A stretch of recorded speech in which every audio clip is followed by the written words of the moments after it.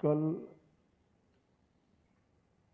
बंगाल विधानसभा 2026 के चुनाव के प्रथम चरण में मतदान के सारे बंगाल के रिकॉर्ड तोड़ते हुए बंगाल की जनता ने अभूतपूर्व उत्साह और जोश के साथ बंगाल में परिवर्तन के लिए वोट डाला है।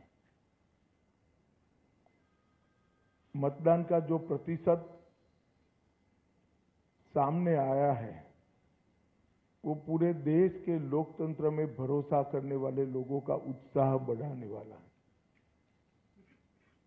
मैं सबसे पहले तो प्रथम चरण में वोट डालने वाले सभी बंगाल के मतदाताओं का बहुत बहुत अभिनंदन करना चाहता हूं और धन्यवाद भी करना चाहता हूं कि आप भय से भरोसे की ओर की एक यात्रा को बहुत अच्छे तरीके से शुरू किए हैं और दूसरे चरण के मतदाता भी भय से भरोसे की यात्रा को आगे बढ़ाएंगे। मैं चुनाव आयोग, सभी सीएपीएफ, चुनाव आयोग के सहयोग में लगा हुआ पूरा तंत्र और बंगाल पुलिस को भी हृदयपूर्वक बहुत बहुत अभिनंदन देना चाहता हूं, क्योंकि बंगाल के बहुत लंबे अरसे के बाद एक भी मृत्यु नहीं हुई है। इस प्रकार का ये चुनाव हुआ है जो अपने आप में एक अजूबा है। तो मैं चुनाव आयोग और चुनाव आयोग के तत्वाधान में सभी सुरक्षाकर्मी और सभी तंत्र को हृदयपूर्वक अभिनंदन देना चाहता हूं। हमारे पास जो फीडबैक है उसमें बंगाल की जनता ने अपना भविष्य पहले चरण में ही तय कर लिया। कवि गुरु टैगोर, महान सुभाष चंद्र बोस और खुदीराम बोस की ये भूमि ने विकास को चुना है और नरेंद्र मोदी जी के नेतृत्व में भारत के विकास की जो यात्रा चल रही है उसमें बंगाल के प्रथम चरण के मतदाताओं ने स्पष्ट कर दिया है कि बंगाल भी उसमें जुड़ने जा रहा है। 16 जिलों की 52 सीटों पर 92.98% मत ये निश्चित रूप से बताता है कि दीदी जाने वाली है और भाजपा आने वाली है। भय जाने वाला है और भरोसा आने वाला है। हमने कल देर रात तक हमारे सभी विधानसभा के कार्यकर्ताओं के साथ भारतीय जनता पार्टी बंगाल की टीम ने एक असेसमेंट करा है, जो पोलिंग हुई है ऐसा इसका, और मैं स्पष्ट रूप से आपको बताना चाहता हूं 152 सीटों में से 110 से ज्यादा सीटें भारतीय जनता पार्टी जीतने जा रही है। इसका मतलब है कि दूसरे चुनाव चरण को मिलाकर हम प्रचंड बहुमत के साथ बंगाल में शुद्ध रूप से भारतीय जनता पार्टी की सरकार बनाने वाले हैं। मित्रों, मैं थोड़े आंकड़े भी देना चाहता हूं। 16 के चुनाव में 1278 लोग घायल हुए थे, 21 में 1681, 23 के पंचायत में 664 और 24 के आम चुनाव में 761। उसकी तुलना में 30 से कम लोग कल घायल हुए। ये बताता है कि बाय एंड लार्ज चुनाव शांतिपूर्ण तरीके से हुआ है और मृत्यु का आंकड़ा एक भी नहीं है। और ये जो चुनाव बढ़ा है, मतदान बढ़ा है, वो भारतीय जनता पार्टी की सरकार बनाने का, परिवर्तन का मतदान। क्योंकि जिस तरह से प्रधानमंत्री जी और हमारे बाकी नेताओं की रैलियों को प्रतिसाद मिला है, रोड शो को प्रतिसाद मिला है, वो प्रतिसाद कल प्रथम चरण में बैलेट मशीन के अंदर बंद हो गया है। एक बहुत बड़ी आशंका यहां व्यक्त की जाती थी कि जन समर्थन तो है, मगर पोलिंग स्टेशन पर पहुंचेगा क्या? वो आशंकाएं आज समाप्त हो गई है और मुझे विश्वास है कि दूसरे चरण में और उत्साह के साथ मतदान होगा। अब दूसरे चरण की भी मतदाताओं की जिम्मेदारी है कि यही परिवर्तन के दौर को वो आगे बढ़ाए। बहुत लंबे समय के बाद, जब कोई विपक्षी पार्टियां नहीं थी, हमारे देश की आजादी के बाद का वो दौर बात कर दीजिए, तो 5 तारीख के बाद अंग, बंग और कलिंग तीनों जगह भारतीय जनता पार्टी का शासन होगा, कमल का शासन होगा। और मैं मानता हूं ये निशानी हमारे पूर्वी भारत के लिए शुभांकर है। नरेंद्र मोदी जी ने 2014 में कहा था कि भारत की दोनों भुजाओं का, भारत माता की दोनों भुजाओं का सम विकास होना चाहिए। पश्चिम के क्षेत्रों में विकास काफी अच्छा हुआ है, कोई न कोई कारण से पूर्व के क्षेत्र पिछड़े हुए हैं।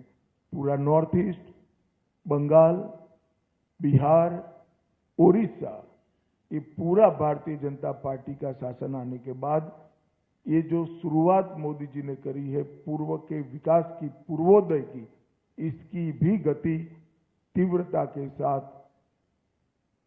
बढ़ेगी। मित्रों, एक बंगाल की मुख्यमंत्री जी अफवाह फैला रही हैं कि बंगाल में अगर भाजपा का शासन आया तो बाहरी लोग शासन करेंगे। मैं दीदी को बताना चाहता हूं, दीदी बंगाल का अगला मुख्यमंत्री बंगाल में ही जन्म लेने वाला, बंगाली मीडियम में पढ़ा लिखा और बंगाली बोलने वाला होगा। इतना ही है कि आपका भतीजा नहीं होगा, वो भारतीय जनता पार्टी का कार्यकर्ता होगा।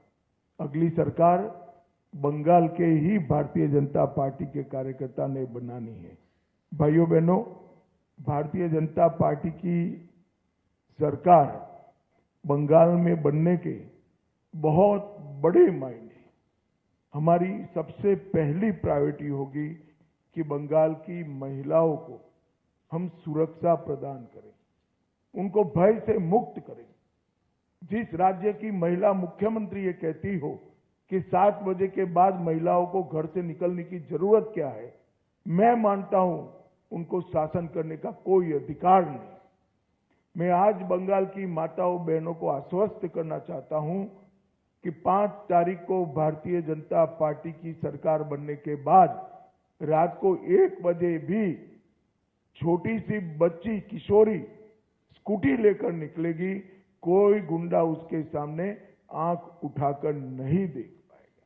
और ये प्रतीकात्मक रूप से हमने आरजी कर की पीड़िता की माताजी को और संदेश खाली की पीड़िता को भी हमने प्रत्याशी बनाया। जो बंगाल के टीएमसी के गुंडों की विक्टिम थी, वो असेंबली में बैठकर एक गुंडों के खिलाफ कठोर प्रशासन के नियम बनाने का काम करेगी। मुझे लगता है बहुत बड़ा परिवर्तन आने वाले दिनों में होने वाला है। और दीदी को महिला आरक्षण का विरोध करने का जवाब भी इस चुनाव में बंगाल की मातृशक्ति देगी, इसका मुझे पूरा विश्वास है। मित्रों, आज मैं बाकी सारे जो क्षेत्र बचे हैं उन लोगों को भी कहना चाहता हूं कि भारतीय जनता पार्टी की सरकार बनने के बाद व्यापारियों से कोई भतीजा टैक्स, भाईपो टैक्स नहीं लिया जाएगा। सिंडिकेट को हम समाप्त कर देंगे। जो प्रशासन का राजनीतिकरण हुआ है और राजनीति का क्रिमिनलाइजेशन हुआ है, वो एक प्रकार से नासूर बना हुआ है, उसको भी हम बंगाल की जनता को ये नासूर से मुक्त कराएंगे। बंगाल के अंदर आधुनिक खेती के लिए कोई संगठित प्रयास विगत 50 साल से नहीं हुआ। मां गंगा की कृपा, जो कांप को ढोकर लाती है और पानी की उपलब्धता है, इसी के आधार पर यहाँ का किसान खेती करता है। आने वाले दिनों में हमने तय किया है कि किसान की खुशहाली के लिए यहाँ के सारे परंपरागत क्रॉप है, इसके बड़े रिसर्च सेंटर हम यहाँ पर बनाएंगे, चाहे आलू हो, चाहे धान हो, चाहे बंगाल की मालदा की मसूर आम हो, पान हो, इस सभी के लिए इसकी खेती को वैज्ञानिक तरीके से हम आगे बढ़ाएंगे। और एक भ्रष्टाचार प्रस्तापित इंस्टीट्यूशनलाइज करने का काम ममता बनर्जी ने किया है। 32 से ज्यादा घोटालों के माध्यम से 10,000 करोड़ से ज्यादा रुपयों का भ्रष्टाचार बंगाल में हुआ है। 10,000 करोड़। हमारी सरकार भ्रष्टाचार मुक्त पारदर्शी शासन तो देगी ही देगी, मगर जिन्होंने भ्रष्टाचार किया है इनके खिलाफ एक श्वेत व्हाइट पेपर जारी कर सारे भ्रष्टाचार के आरोपों की सुप्रीम कोर्ट के रिटायर्ड जज से जांच कराकर भ्रष्टाचारियों को कड़ी से कड़ी सजा दिलाने का काम करेंगे, जिससे आने वाले अनेक सालों तक यहां पर कोई भ्रष्टाचार की करने की हिम्मत न कर पाए। मित्रों, हमने अपील की है कि आप परिवर्तन करिए। बंगाल के मतदाताओं को अपील की है। परिवर्तन का मतलब एमएलए बदलना नहीं है। परिवर्तन का मतलब सरकार चलाने वाली पार्टी बदलना नहीं है। परिवर्तन का मतलब मुख्यमंत्री बनाना नहीं। परिवर्तन का मतलब है घुसपैठ मुक्त बंगाल बनाना, घुसपैठ न हो ऐसी सीमाएं बनाना, भ्रष्टाचार से मुक्त प्रशासन देना, तुष्टीकरण की राजनीति से बंगाल को पूर्णतया मुक्त कर देना, रंगदारी और सिंडिकेट राज समाप्त करना, विकास की तेज रफ्तार, उद्योगों के लिए लाल जाजम बिछाकर उनका स्वागत और इसके माध्यम से युवाओं के लिए रोजगारी को आगे बढ़ाना, आधुनिक इंफ्रास्ट्रक्चर और इन्वेस्टमेंट दोनों के लिए short term long term policy बनाना और संसाधन जुटाकर इसको जमीन पर उतारना, कानून का राज प्रस्तापित करना, कैडर के राज से बंगाल की जनता को मुक्त करना और प्रशासन पर राजनीतिक दबाव मुक्त कर देना। मित्रों, हजारों हेक्टर भूमि अनधिकृत एंक्रोचमेंट में है। हम आसाम की तर्ज पर बंगाल में भी अनधिकृत एंक्रोचमेंट पर बहुत बड़ा ड्राइव चलाकर ये जमीन को बंगाल के विकास के लिए हम मुक्त कराने का काम करेंगे। यहाँ पर धार्मिक उत्सवों पर हमले की जो परंपरा बनी है, हम सुनिश्चित करेंगे कि सभी प्रकार के धार्मिक उत्सव, चाहे रामनवमी हो, चाहे सरस्वती पूजा हो, चाहे दुर्गा विसर्जन हो, कोई इस पर हमला न कर पाए, वो सुनिश्चित करेंगे। अंत में मैं बंगाल की जनता को इतना ही कहना चाहता हूं, देश का एक बहुत बड़ा हिस्सा नरेंद्र मोदी जी के नेतृत्व में विकसित भारत की यात्रा में जुड़ चुका है। आपका प्यार, आपका उत्साह, आपका एक प्रकार का भरोसा, ये पूरे प्रचार अभियान में नरेंद्र मोदी जी के लिए सरफेस पर आकर दिखाई पड़ा है और मैं मानता हूं कि भरोसा वोट में कन्वर्ट होकर विजय भारतीय जनता पार्टी की कराएगा। मैं फिर से एक बार दूसरे चरण के सभी मतदाताओं को कहना चाहता हूं, भय मुक्त होकर मतदान करिए, अपनी इच्छा से मतदान करिए और मतदान में रेगिंग न हो, इसकी बहुत अच्छी व्यवस्था चुनाव आयोग ने की है।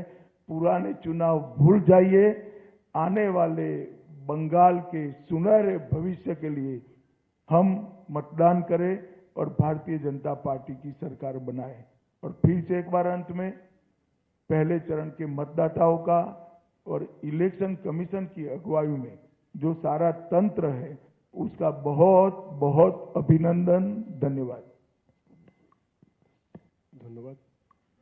प्रश्नोत्तर मौमिता चक्रवर्ती, जी 24 घंटा।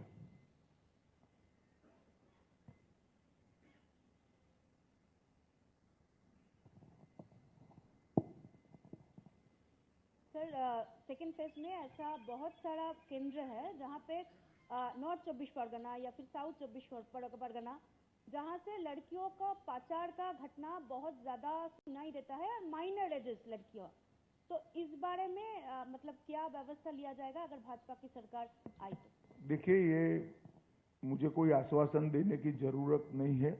हमारा ट्रैक रिकॉर्ड है, जहां जहां भारतीय जनता पार्टी की सरकारें बनी, हमारी सबसे टॉप की प्रायोरिटी में से एक महिला सुरक्षा रही है और ये हमने कर कर भी दिखाया है। और बंगाल की माताओं बहनों को भी पूरा भरोसा है और हमने सिंबॉलिक रूप से महिला अत्याचार की विक्टिम को भी प्रत्याशी बनाकर बंगाल की विधानसभा में बिठाने का तय किया है। और मैं मानता हूं कि किसी भी पार्टी की एक टॉप मोस्ट प्रायोरिटी होनी चाहिए थी, महिला मुख्यमंत्री की तो सबसे पहली होनी चाहिए, परंतु ये हुआ नहीं है। भारतीय जनता पार्टी की सरकार ही ये करेगी। मौपिया नंदी, कोलकाता टीवी।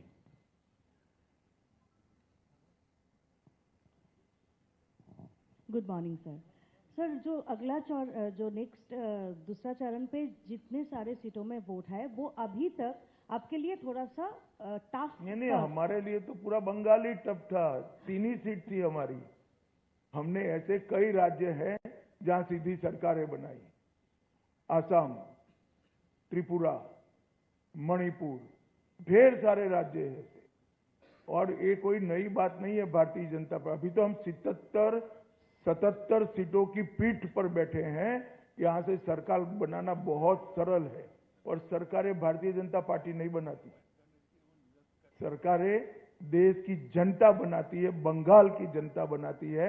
हमने पूरे प्रचार में उत्साह देखा है। इस बार भाजपा की सरकार बनना सुनिश्चित है। आप भी भाजपा के लिए वोट कर दीजिए, आपका योगदान रजिस्टर हो जाएगा। बैठिए। Rohit Khanna, times of India. Sir, दो सवाल। Do you see, sir, this, and there is a palpable thing that, sir, there is a lot of anti-incumbency vote this time with the high turnout. Do you see, sir, this anti-incumbency vote fragmented? And also, do you see, sir, there will be a lot of seats where the winning margin will be very thin? मुझे तो tsunami दिख रही है भाई, और मुझे लगता है कि बहुत बड़े मार्जिन के साथ सीटें भी बढ़ेगी और सीट जीतने का मार्जिन भी बढ़ेगा। कल मैं मध्यम ग्राम में गया था, रात को जो नजारा दिखा है, मध्यम ग्राम में मैं चौथी बार प्रचार करने के लिए गया, पहली बार नहीं गया हूं। मध्यम ग्राम में रोड शो बहुत, मतलब मेरी कल्पना से बहुत बड़ा था।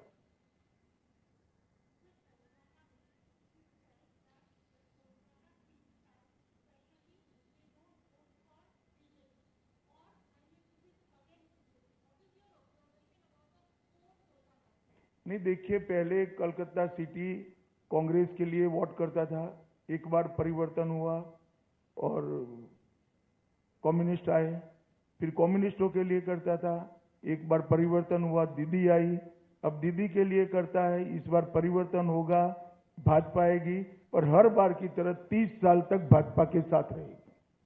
আমি যার নাম ডাকছি এবং তার তিনি হাত তুলবেন। মনোজ্ঞা লোহিওয়াল দিদি, এনডিটিভি। মনোজ্ঞা লোহিয়াল दीदी, एनडीटीवी।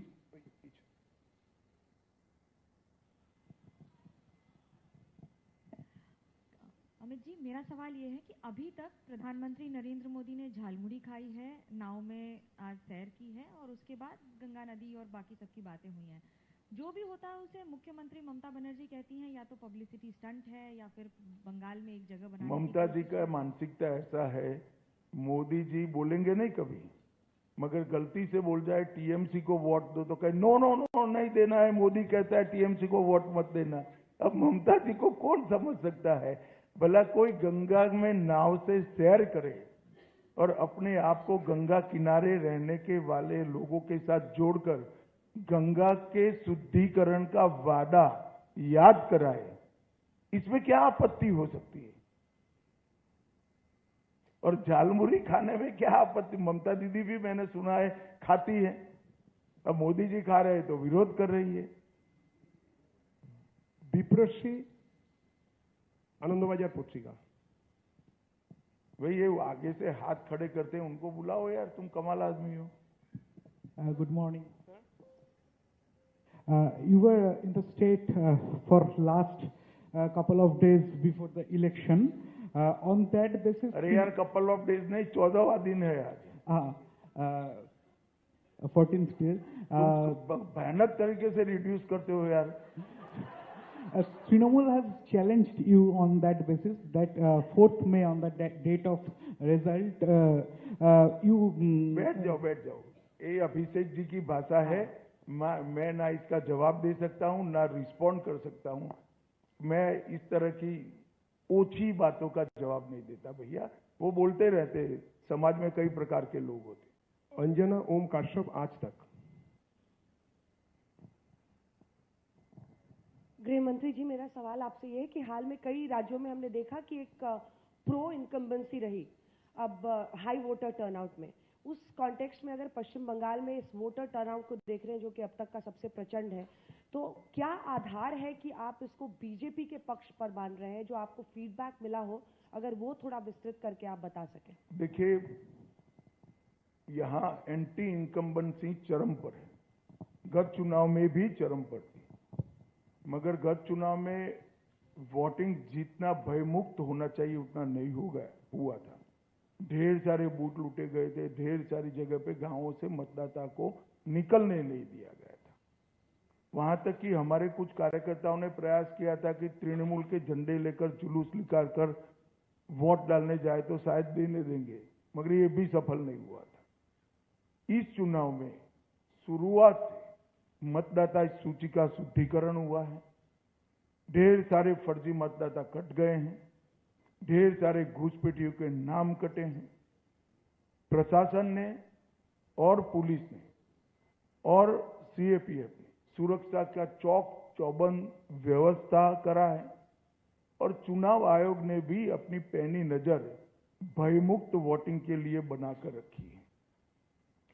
और इसके कारण मुझे पूरा भरोसा है कि जो रोष है, ये रोष की अभिव्यक्ति मुक्त मन से चुनाव में हुई है, परिणाम हमारे पक्ष में आए। सब्यसाची युगशंकर।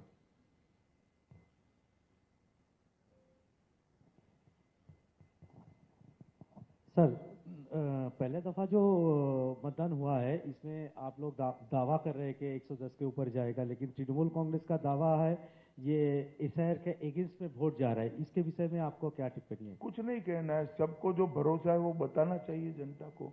जनता को किस पर भरोसा करना वो जनता तय करे। Devendra Parashar, India TV. Devendra Parashar, India TV. हाँ, खड़ा करते हैं भैया, गुस्से मत हो यार, क्यों ममता दीदी जैसा करते हो? गृहमंत्री करता हूँ जी, आप अलाउ करें तो दो छोटे सवाल हैं मेरे। पहली बात तो ये है कि जैसा कि आपने बताया भी कितना वायलेंस होता था यहाँ पे, पिछले लोकसभा में भी हमने देखा कि जम्मू कश्मीर जैसा राज्य जो कि आतंकवाद से ग्रस्त है, वहाँ शांतिपूर्वक तरीके से चुनाव हुआ। बंगाल में तब भी वायलेंस हुआ था, इस बार ऐसा नहीं हुआ। इसके पीछे सबसे बड़ी वजह क्या है और क्या उल्टा लटका कर सीधा करने वाला फॉर्मूला काम कर रहा है? और दूसरा सवाल मेरा ये है कि आमतौर पर बंगाल में बहुत सारे एनालिस्ट एक नैरेटिव चलाते हैं, north Bengal versus south Bengal, पुरुष वोटर बनाम महिला वोटर्स, यूथ बनाम बुजुर्ग। क्या इस बार के चुनाव में आप लोगों का जो फीडबैक है वो काम एक मुश्त होकर बंगाल के सब आयु वर्ग के, सब जेंडर के और सब हिस्सों से मतदाता भारतीय जनता पार्टी को वोट दे रहे हैं। मैं 3 दिनों से प्रेसिडेंसी में घूम रहा हूं, 3 दिनों से। मैं आपको बताता हूं, प्रेसिडेंसी इस बार नॉर्थ बंगाल से आगे रही। गृह मंत्री Amit Shah ji, Nishant Kumar, organiser English weekly से। आपने कहा कि इस चुनाव में प्रथम चरण में अभी तक कोई भी हत्या नहीं हुई, जो कि बहुत ही काबिले तारीफ है। लेकिन कुछ जगहों पर जो भाजपा के कैंडिडेट हैं उनके ऊपर आक्रमण हुआ, अटैक हुआ। सेकेंड चरण में ऐसा ना हो ताकि जनता जो और भी भरोसे के साथ भाजपा को वोट कर सके, इसको कैसे सुनिश्चित करेंगे? हमारा प्रतिनिधिमंडल आज चुनाव आयोग को मिलने वाला है। दूसरे चरण की व्यवस्था को और चुस्त करने के लिए हम चुनाव आयोग को हमारे सुझाव देने वाले। पीछे दे दो भाई, सेकंड रो में। अमित जी, आपने कहा कि आप 14 दिन से यहाँ पे हैं, शायद और 2-3 दिन यहाँ पे रहेंगे। पहली बार जो बंगाल में आपने इतना दिन बिताया, मैं आपसे पूछना चाहूंगा कि 3 ऐसे कुछ अनुभव आपका पास हुआ है जो पॉलिटिकल और अपॉलिटिकल है, जो आप अगले अपने पूरे जीवन तक याद रखेंगे बंगाल के बारे में, पॉलिटिकल और अपॉलिटिकल 3 अनुभव। देखिए, मैं कल का ही एक अनुभव बताता हूं। रोड शो में जबरदस्त भीड़ थी। किसी युवा व्यक्ति के लिए भी रोड शो में वहां खड़ा रहना ये बहुत कठिन था। शायद मैं न्यूट्रल मतदाता होता तो मैं भीड़ देखकर अपने घर चला जाता, वोट भाजपा को देता। इतनी भीड़ थी कल। एक वृद्ध माता जी, मेरा अंदाजे 80 साल की होगी, इतने धक्के खाकर वहां पर खड़ी थी। मैं अपनी धुन में गाड़ी में बैठ गया और उस वक्त मेरी नजर पड़ी कि माता जी कुछ हाथ हिलाकर कह रही है। मैं उतर कर गया। उन्होंने जिस प्रकार से मुझे आशीर्वाद दिया है, ये व्यक्तिगत बात नहीं है, ये भारतीय जनता पार्टी को उनका आशीर्वाद है। इतने धक्के खाकर भाजपा के समर्थन में वहां खड़ा रहना ही आशीर्वाद है। मगर फिर भी आगे आकर पुलिस की बैरिकेड को लगभग तोड़कर मिलकर आशीर्वाद, और इस प्रकार के आशीर्वाद व्यक्तिगत जीवन में बहुत बड़ी ताकत और हौसला देते हैं। फिर ये भाईपो कितनी भी गाली बोले कोई असर नहीं होती है। जब इतनी बूढ़ी माँ आशीर्वाद देती है, कुछ नहीं होता। विकास वादौड़िया, एनडीटीवी। हाथ खड़ा कीजिए।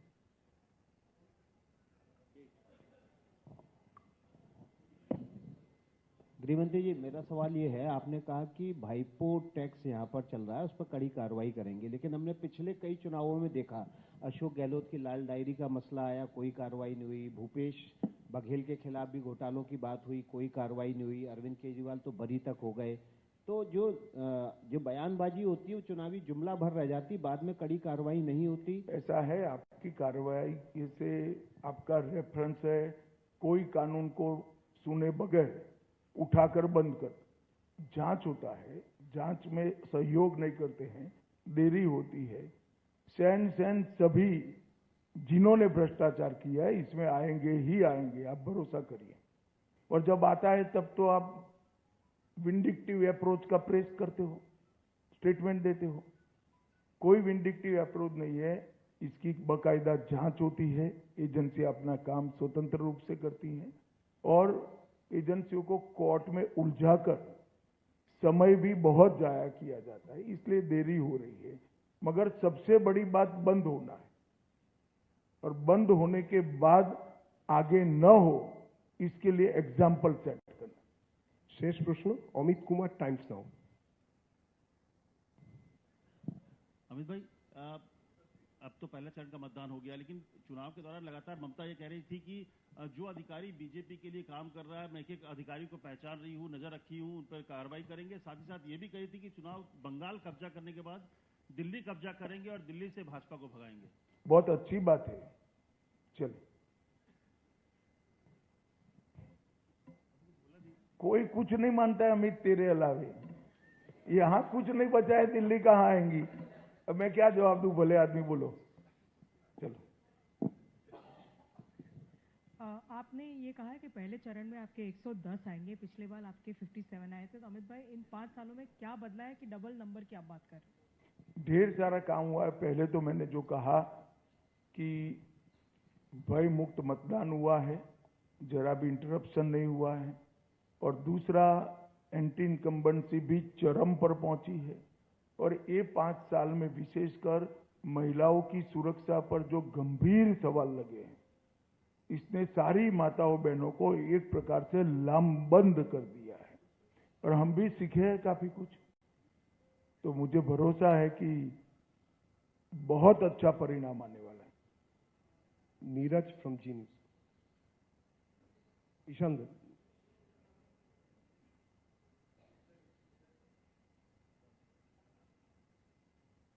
एक सेकंड।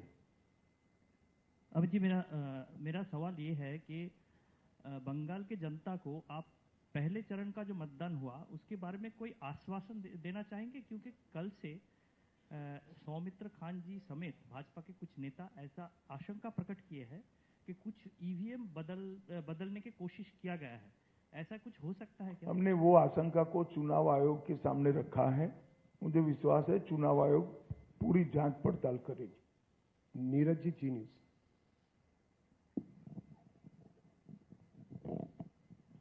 अमित जी, कोलकाता के आसपास के बहुत से ऐसे इलाके हैं जहां पर बहुत सारे घर खाली मिल रहे हैं। कहा यह जा रहा है कि वहां पहले बांग्लादेशी रहते थे, अब वो लोग छोड़कर यहां से चले गए हैं। तो ये चुनाव की आहट से पहले ही बहुत सारे घर खाली हैं, लेकिन अभी बहुत सारे ऐसे घर भी हैं जहां लोग कहते हैं कि अभी घुसपैठ है, लोग रह रहे हैं और बड़े ऑर्गेनाइज वे में घर मकान बसाने का काम किया गया था।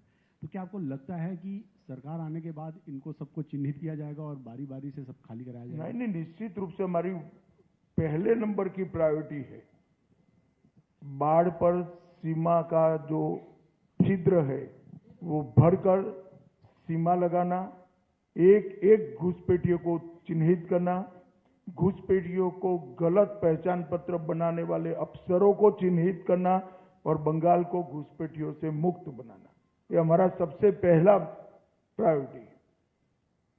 चलिए भैया, धन्यवाद। आप खींच कर आप लोग सवाल बना रहे हैं। धन्यवाद।